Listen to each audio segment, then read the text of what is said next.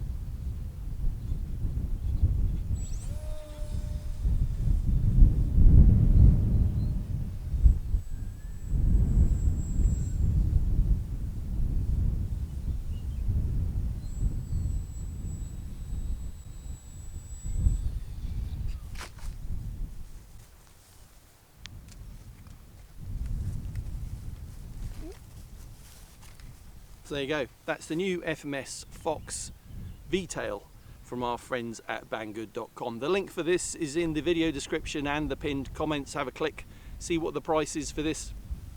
Flies okay, even in this 10 to 15 mile an hour wind. It's a little bit of a handful, but if you're a competent pilot, absolutely no problem. On a 0 wind or just a mild breeze, then this would be really good for a beginner.